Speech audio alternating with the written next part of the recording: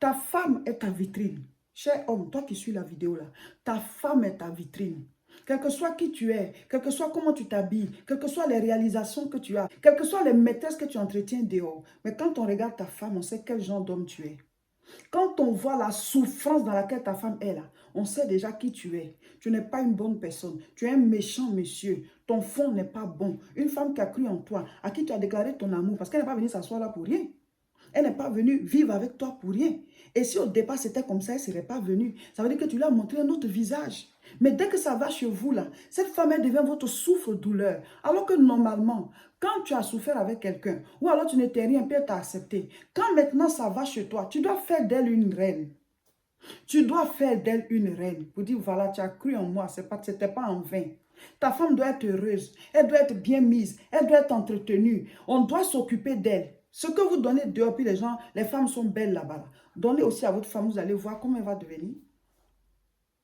Vous allez voir comment elle va devenir. Est-ce qu'on n'a pas l'habitude de dire que l'eau lave, mais c'est l'argent qui rend propre? Depuis, on se lave là. On n'est pas propre. Hein. Mais dès que tu as un peu d'argent, tu deviens propre en même temps. Donc, donnez de l'argent à vos femmes, vous allez voir comment elles vont devenir. Mais souvent, la pauvre, elle a été avec toi, elle t'a suivi, elle a cru en toi. Mais dès que ça va chez toi, c'est elle qui devient maintenant ta souffre-douleur. C'est elle qu'on écrase, c'est à elle qu'on montre qu'on est quelqu'un. Comme si tu étais en concurrence avec elle. Pourtant, elle était là. Souvent, certains hommes disent, mais elle était là même à aider en quoi? Les enfants que tu dis que oui, sont mes enfants, tu es fier d'eux là. Elle a sacrifié sa vie en train de s'occuper d'eux. C'est pour ça que toi, tu es libre. Mais ce côté, vous oubliez. Ce côté-là, vous oubliez. Vous dites qu'elle ne travaille pas. Mais quand vous venez, la table est faite, la maison est propre, le lit est fait, tout est bien chez vous. Là, elle ne travaille pas. Restez à la maison pour faire la même chose. Et elle va aller travailler. Vous allez voir, c'est-à-dire elle va aller au travail où tu vas, petit toi, tu travailles là. Reste à la maison, faites l'échange là, sur une semaine, on verra. Vous allez voir qu'elle travaille. Il y a trop d'injustice dans les couples. Il y a trop d'injustice. On écrase trop celle qui a voulu rester avec nous, qui nous a aimés. Et celle qu'on a rencontrée après, c'est elle qu'on établit sur celle qui était là avant. Pourquoi vous faites ça? Pourquoi? En même temps, vous priez, vous voulez que Dieu vous bénisse.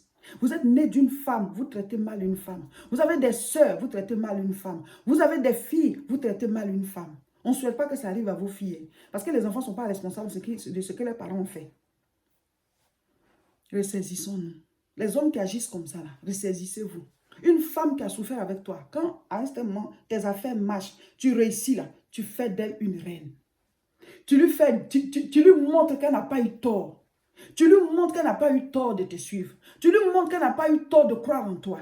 Mais les femmes, elles vous ont suivi dans votre misère, dans votre souffrance. Vous réussissez, mais elles sont toujours dans la misère et dans la souffrance. Leur désespoir du début devient encore plus grave vers la fin. Parce que quand elle te voit réussir là, au début elle est contente. Mais après ta réussite là devient un malheur pour elle. Ta réussite devient une souffrance pour elle. C'est au moment où tu réussis que tu vois que non, non, non, il faut que tu prennes quelqu'un d'autre à côté d'elle. Et tu vas entretenir celle-là. Et celle-ci n'a rien. Et elle souffre. Et c'est elle qui est écrasée. Donc à quel moment vient son bonheur? À quel moment son soleil se lève? Elle s'est sacrifiée. Elle est en train de s'occuper des enfants. Toi, tu es en train de te battre. Après, tu dis, elle n'a pas travaillé. Pourtant, quand tu viens, il y a à manger. La maison est propre, tout est fait. Les enfants sont bien entretenus, vont à l'école. Elle n'a pas travaillé. Dieu va juger chacun de nous. Quand ça n'allait pas chez toi, ou alors quand tu n'avais pas les moyens que tu as aujourd'hui, cette femme t'a aimé tel que tu es. Elle t'a aimé en tant que toi. Tu lui as dit que tu l'aimes. Tu lui as parlé, elle t'a suivi et aujourd'hui vous êtes ensemble. Mais dès que tu as des entrées, dès que tu commences à être béni, dès que tu as des moyens, c'est fini. Tu prends du bon temps avec d'autres femmes, tu les mets à l'aise, tu t'occupes d'elles, vous partez dans des lieux que ta femme, celle avec qui tu es, aurait voulu visiter aussi. Elle aurait voulu aussi passer ces bons temps avec toi, mais non, elle est mise de côté, on la maltraite, on la rejette, on lui trouve tous les défauts, voilà. Dans tous les cas, c'est elle la fautive. Et on vit de bons moments avec d'autres femmes qu'on entretient, qu'on trouve belles, à qui on dit les bons mots. Voilà, on apprécie. Et puis celle-ci, elle est laissée pour compte, elle est délaissée. Soit elle a déjà des enfants avec toi, elle souffre, les enfants voient leur maman souffrir, voient leur maman agoniser. Voilà. Et puis voilà, vous, ça va bien chez vous, vous êtes heureux, vous êtes content. Je veux parler aux hommes qui agissent comme ça. Quelque part, nous sommes tous des êtres humains. Mettez-vous à la place de cette femme. Mettez-vous à sa place. Mais ça déchire le cœur, ça fait souffrir, ça fait mal. Vous êtes des hommes, mais vous êtes nés de femmes. Vous avez une mère et vous avez des sœurs et maintenant elle est avec vous comme votre femme. Pourquoi faire subir de telles choses à sa femme? Et vous avez aussi des filles. On ne souhaite pas que cela arrive à vos filles parce que les enfants ne sont pas coupables de ce que leurs parents font.